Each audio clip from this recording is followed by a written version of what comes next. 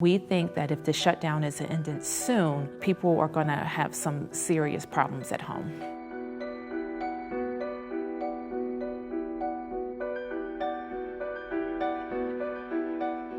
A lot of people know the shutdown is going on, but what is the human impact and the impact on DC residents?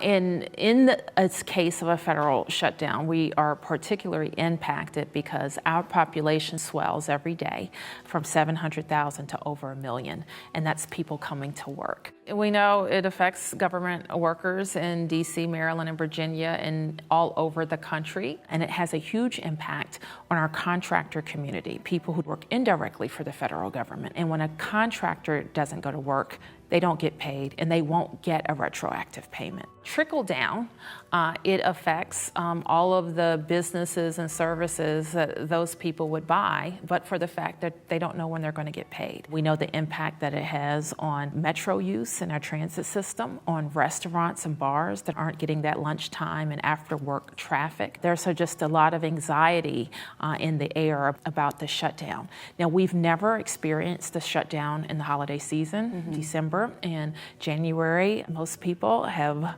spent what they spend the most in December, and those bills are going to start coming due in January. So we think that if the shutdown isn't ended soon, people are going to have some serious problems at home. Talk to us about unemployment and how you've seen kind of that applications for unemployment right Well, we see from week to week, and we think that when people start missing a check, we'll see more, that then they'll come to our Department of Employment Services to claim unemployment. And how does DC specifically step up when this happens? Well, what has been reported on a lot is the impact on the National Mall, which is the nation's front lawn. We have 17 Smithsonian institutions, all federally funded, around our National Mall. And when the federal government shuts down, all the national parks, including the National Mall, shut down too, and trash doesn't get collected. And so we don't think it serves us well as a city to allow any part of our city, even the federal part, to be run over with trash. So we're picking up the trash with our municipal resources and our clean teams. It's costing us about $70,000 a week to do that, but we know it makes sense. And what we intend to do, and our Congresswoman will join us, for all of our extraordinary costs, including sanitation and overtime and anything else related to the shutdown, we will seek a reimbursement from the federal government.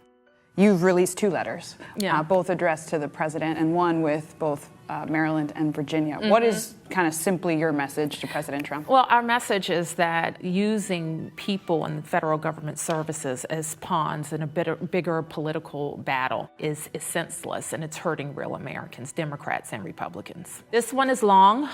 The rhetoric around it is intense. We now have a divided government, and I'm not sure what the resolution will be. I think it's also, we're concerned about the time of year that it's hitting and how it's going to affect our people. I just think that all of us in leadership, from the president to the Congress to all of us, are called on to do big things for people, and the federal government, operating or not, shouldn't be a pawn for any other political argument.